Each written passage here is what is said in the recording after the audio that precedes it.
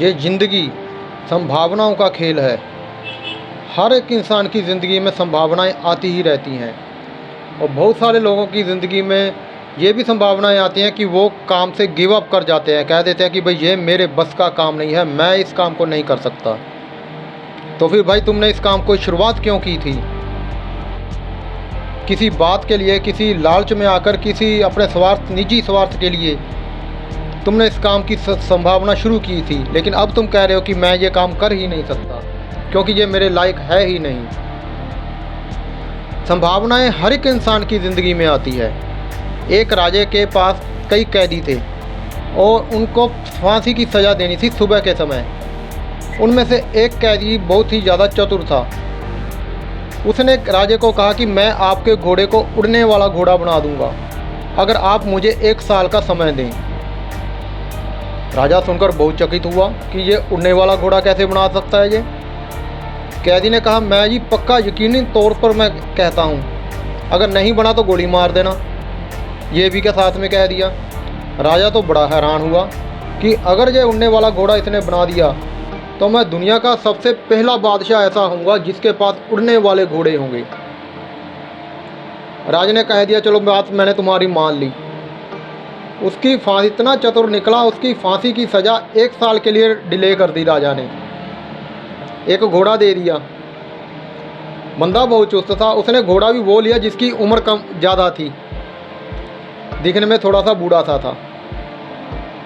चलो भाई, अंदर डाल दिया फिर से दोबारा, लेकिन उसको थोड़ा सी आज़ादी दे दी कि तुमने ये उड़ने वाला बनाना है, इसको बना कर दो मुझे घोड़े को।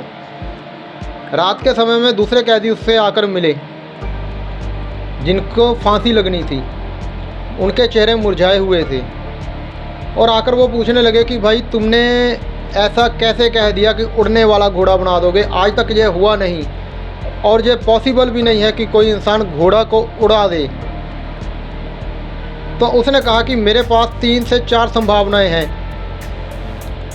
हो सकता है जिस संभावनाओं के कारण मैं अपनी जान को बचा लूं। पहली संभावना उसने बताई कि मैंने अपनी ज़िंदगी का 1 साल बढ़ा लिया, नहीं तो सुबह मुझको भी फांसी लग जाती। राजा का डेफिनेटली श्योर था, उसने इनको फांसी लगा ही देनी थी। उसके बाद दूसरी संभावना, हो सकता है घोड़ा बूढ़ा है कि वो ही मर जाए। अगर वो मर गया तो भी मेरी जान बच जाएगी। मैं कह दूँगा कि मैंने आधा काम कर दिया था, ये आधा रह गया था। 2 साल में, 2 महीने में, 4 महीने में, 6 महीने में, 8 महीने में, 9 महीने में कभी भी मर जाए तो इससे मेरी भी संभावना बचने की और बढ़ गई।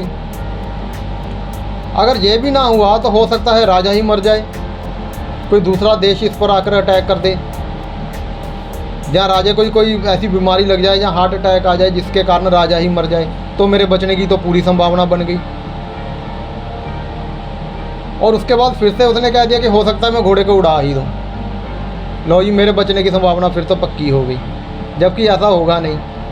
अब उसने अपनी ज़िंदगी में संभावनाएं ढूंढी हैं। कई बार हम अपने लक्ष्य से इधर उधर भटक जाते हैं, कह देते हैं कि ये काम मेरे बस का नहीं है। कई बार ज़िंदगी से इतने परेशान हो जाते हैं कि मैं तो आत्मघात कर लूँगा। ऐसे लोगों के विचार हर एक इंसान के मन में आते हैं ज़िंदगी से परेशान होकर। तो भाई संभावनाएं भी तो कोई चीज़ है। आइडियाज़, जो नए आइडियाज़ आते हैं वो भी तो कोई चीज़ है। नए आइडियाज़ को अपनाओ और अपनी ज़िंदगी में आप खुशहाल हो जाओगे। जिस तरीके से उस नौकर ने किया, अच्छे बड़े इंसान को एक बुद्धू बना दिया उसने, उड़ने वाले घोड़े की कहानी सुनाकर, और राजे को खुश कर दिया। संभावना बहुत बड़ी चीज़ है।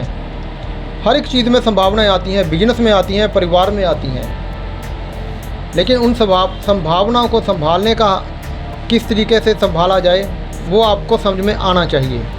ज़िंदगी मौका हर एक इंसान को देती है ऊंचाई पर जाने का।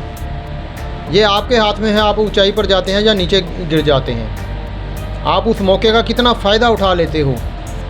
जितना फ़ायदा उठाओगे उतनी संभावना आपकी बढ़ जाती है आपका हर एक काम में सक्सेसफुल होने का, कामयाब बनने का। अगर आप उन संभावनाओं को नहीं संभाल पाते तो आप कुछ भी नहीं कर सकते। इस कहानी से हमें यही शिक्षा मिलती है कि ज़िंदगी जब भी हमको कोई मौका दे तो उस मौके का पूरे से पूरा फ़ायदा उठाओ, क्योंकि वो मौका आपकी ज़िंदगी में एक बार आया है, वो दोबारा नहीं आएगा। आएगा मौका, लेकिन वो वाला मौका नहीं आएगा, मौका अगली बार चेंज होकर आएगा। जिस मौके की तलाश में थे वो कई बार आपके सामने आ जाता है। अपनी बुद्धि से, अपने दिमाग से उस मौके का पूरा फ़ायदा उठाइए। कहीं ये ना हो कि मौका आपके हाथ से निकल जाए और आप हाथ मलते रह जाएं। ओके फ्रेंड्स, आज की वीडियो यहीं तक। कहानी अच्छी लगी तो मुझे ज़रूर बताइए, ये आपके लिए मोटिवेट भी करेगी, दुखों से आपको बाहर निकालने की कोशिश करेगी, आपको अपनी टेंशन से बाहर निकालने की कोशिश करेगी। बहुत कुछ है इस कहानी में छुपा हुआ, अगर आप अपने आप पर लेकर देखेंगे तो। थैंक यू दोस्तों, मिलेंगे अगली वीडियो में।